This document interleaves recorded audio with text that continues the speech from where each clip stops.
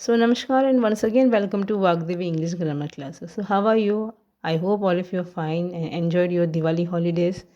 So, our today's topic is difference between very and to.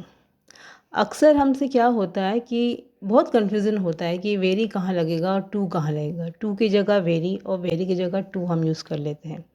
ये गलती अक्सर बच्चों से नहीं इवन बड़ों से भी होती है। तो आज इस एपिसोड में हम समझेंगे कि वेरी किस कंडीशंस में यूज़ होता है और टू किन कंडीशंस में यूज़ होता है। लेकिन इसे समझने के लिए आपको एंड तक मेरे साथ बने रहना पड़ेगा। एंड वन मोर रिक्वेस्ट, अगर पसंद आए तो प्लीज़ सब्सक्राइब करिए, it will not cost you anything. और मुझे कमेंट करके ज़रूर बताइएगा कि मेरा समझाना आपको कुछ हेल्पफुल हो रहा है या नहीं। So let's start. So very and too actually है क्या? Both very and too are use for indicating something in excess. हम ये दोनों शब्द का इस्तेमाल तब करते हैं जब हमें ये बताना होता है कि कोई भी चीज़ एक्सेस है, ज़्यादा है, ओके। बट ऑफन ये होता है कि two is wrongly use for very. So let's find out the difference between both. तो चलिए पहले समझते वेरी कब यूज़ होता है। तो very implies excess of something but which can be manageable and always use with adjectives and adverbs, okay. कोई चीज़ एक्सेस है, ओके, बट उसे मैनेज कर सकते हम, उसे टॉलरेट कर सकते हैं, तो वहाँ पर हम वेरी यूज़ करेंगे, टू यूज़ नहीं करेंगे, ओके। और वेरी हमेशा उन सेंटेंसेस में, उन कंडीशंस में यूज़ होता है जहाँ पे हमको एक पॉजिटिव आउटकम मिलता है, ओके। तो let's see the example, we can understand better. So let's see some sentences. The first sentence is, it is very cold but we can play. Okay, see the sentence carefully. It is very cold but we can play. Okay, तो इस sentence में second part of the second half of the sentence देखिए, but we can play. But we can play से क्या पता चल रहा है? ये पता चल रहा है कि ठंड बहुत ज़्यादा तो है लेकिन वो मैनेजेबल है, मैनेज कर सकते हैं, क्योंकि ठंड होने के बावजूद भी हम बाहर खेल सकते हैं, ओके। तो हमेशा second part of the sentence को ज़्यादा कंसिडर करना चाहिए, ये पता करने के लिए कि सेंटेंस में वेरी आएगा या टू आएगा। तो second part of the sentence we can but we can play, इससे ये पता चल रहा है कि ठंड ज़्यादा है लेकिन हम बाहर खेल सकते हैं। दैट्स वाई यहाँ पे आएगा very, it is very cold, okay. तो वेरी वर्ब हो गया, कोल्ड एडजेक्टिव हो गया, right. Let's see the second sentence. The food is very spicy but I can eat, okay. Food बहुत स्पाइसी, बहुत तीखा है, बहुत मसालेदार है, लेकिन but I can eat. Second sentence, second part of the sentence से क्या पता चल रहा है कि स्पाइसी है लेकिन हम खा सकते हैं, मतलब मैनेज हो सकता है खाना, इसलिए यहाँ पर भी वेरी ही आएगा, right. Then see the third sentence. The milk is very hot but I can drink it. दूध बहुत गर्म है लेकिन मैं पी सकती हूँ। तो यहाँ भी यही पता चल रहा है कि भाई मैनेज हो सकता है, गर्म है but we can manage. That's why again यहाँ पे वेरी यूज़ होगा। Now the next sentence. The box is very heavy but Jack can lift it. Jack can lift it, box heavy है लेकिन जैक उसे उठा सकता है, ओके। अगेन यहाँ पे एक पॉजिटिव आउटकम पता चल रहा है और ये पता चल रहा है कि हाँ मैनेज हो सकता है, हैवी है बट मैनेज हो सकता है, one can lift it, okay. That's why again very will come in front of heavy, right. So आपने अभी समझा कि वेरी किस कंडीशंस में यूज़ होता है और हमें सेंटेंस के किस पार्ट पर ज़्यादा फोकस करना है, ये समझने के लिए कि वेरी वहाँ आएगा या नहीं आएगा, okay. Now let's understand too, okay. Too शब्द से ही समझ में आ रहा है कि भैया ज़्यादा, excess, okay. It also implies an excess of something but which can't be manageable, okay, and suggest a negative outcome. तो टू वहाँ पे लगता है जहाँ पे चीज़ें एक्सेस तो है, एक्सेस के टू एक्सेस मतलब बहुत ज़्यादा एक्सेस है और वहाँ पे मैनेज होना इज़ जस्ट नॉट पॉसिबल, और वो एक नेगेटिव आउटकम हमें देता है, ओके। तो let's see some examples. So let's see the first sentence. It is too hot to go outside, okay. To go outside से समझ में क्या आ रहा है? हमें ये समझ में आ रहा है ना कि भैया बाहर जाना मुश्किल है, ओके। बाहर जाना मुश्किल है, क्यों? क्योंकि गर्मी बहुत ज़्यादा है, बहुत एक्सेस है, इसीलिए यहाँ पे टू लगेगा।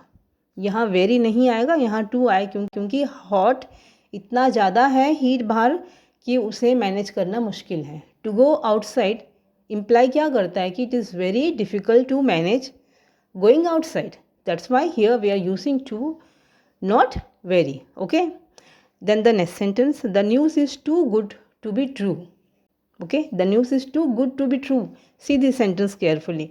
यहाँ पे क्या समझ में आ रहा है, इसका मतलब क्या होता है, न्यूज़ बहुत अच्छा है, जो न्यूज़ सुनने में आ रहा है वो बहुत अच्छा है, लेकिन उसे मानना मुश्किल है। ओके, सेंटेंस मतलब मीनिंग क्या समझ में आ रहा है यहाँ पे, न्यूज़ बहुत अच्छा है, सुनने में अच्छी न्यूज़ आ रही है, लेकिन ये पॉसिबल नहीं कि ऐसा हुआ होगा, उसको मानना मुश्किल है। ओके, इसीलिए यहाँ पे टू यूज़ होगा, वेरी यूज़ नहीं होगा। राइट, समझ में आया? Yes. Next sentence, the box is too heavy, I can't lift it.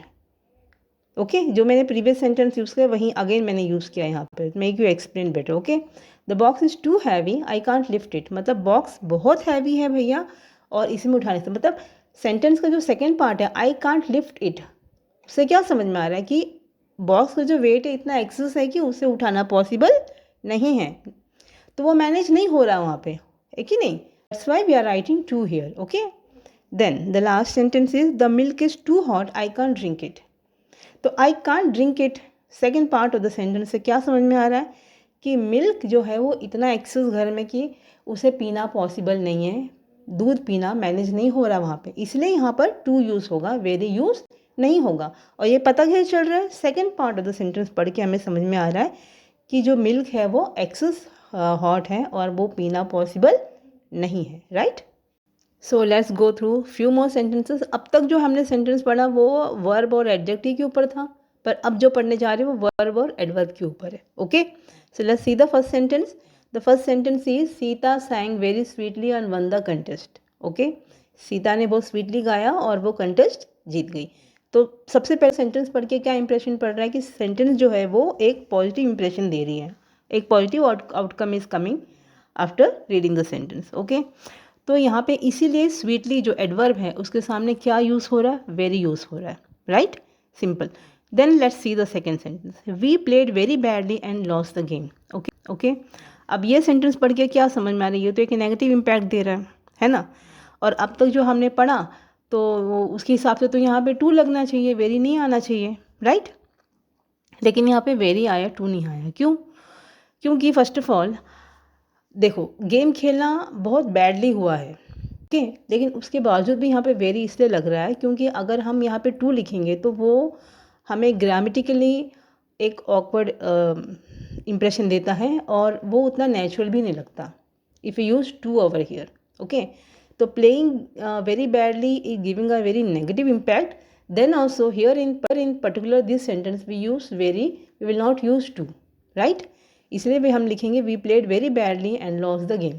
हम यहाँ ये नहीं लिखेंगे we played too badly and loss the game. Right, then next there are two more sentences. यहाँ पे टू यूज़ हो रहा है, कैसे देखिए, she speaks too quickly, I can't hear what he says. Okay, she जो है वो इतनी क्विकली बोल रही है कि वो हम सुन नहीं सकते हैं। ओके, तो ये एक नेगेटिव इंप्रेशन दे रहा है, इसलिए यहाँ पे क्विकली जो एडवर्ब है उसके सामने टू लगेगा। I arrived too early and nobody was there. I arrived too early and nobody was there. Okay, तो ये सेंटेंस भी एक नेगेटिव इंप्रेशन दे रहा है। राइट, इसलिए यहाँ पे अर्ली जो एडवर्ब के है उसके सामने हम यहाँ पे टू लगाएंगे। Okay, so in the end let's do a small exercise. Okay, so here there are some fill in the blanks. The first sentence is my heart is dash full of words. तो यहाँ लिखा है too, तो why too is written here, तो यहाँ to इसलिए लिखा है क्योंकि यहाँ जो भी स्पीकर है वो ये बता रहा है वो इतना ज़्यादा इंटेंस, उसकी फीलिंग्स इतनी ज़्यादा है, मतलब वो इतना ज़्यादा खुश हो गया है कि उसके मुंह से शब्द नहीं आ रहे बोलने को।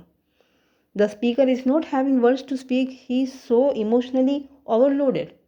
Okay, that's why we are using too here. Okay, then the second sentence, the dessert was dash tasty so I ate it all.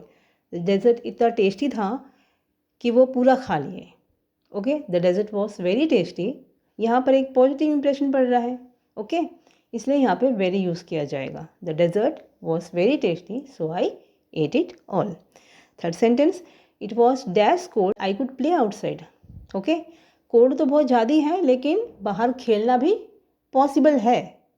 Okay, इसलिए यहाँ पे वेरी यूज़ किया जाएगा। कोल्ड तो बहुत ज़्यादा है लेकिन बाहर खेलना भी पॉसिबल है, इसलिए यहाँ पे वेरी यूज़ किया गया है। Then next sentence, I am dash glad to see you in such good health.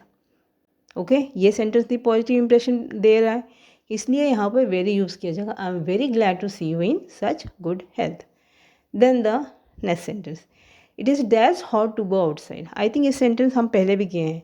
Okay, so here in this sentence क्या पता चल रहा है कि बाहर it is too hot to go outside, मतलब गर्मी इतनी ज़्यादा है कि बाहर जाना इज़ नॉट पॉसिबल, बाहर जाना इज़ नॉट पॉसिबल। और कैसे पता चल रहा है? To go outside, second half of the sentence पढ़ के हमें ये चीज़ समझ में आ रहा है, इसीलिए हम वहाँ पर टू यूज़ करेंगे, rather very. Okay, last sentence, she was dash frightened to speak.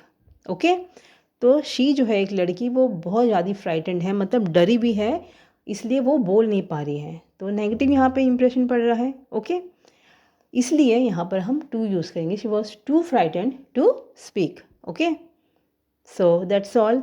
I am very sure आपको ये एपिसोड ज़रूर हेल्प किया होगा, तो प्लीज़ कमेंट करके बताइएगा कि मेरा पढ़ाना ठीक है या फिर मुझे और खुद को इम्प्रूव करना है। And see you in the next class, take care, bye.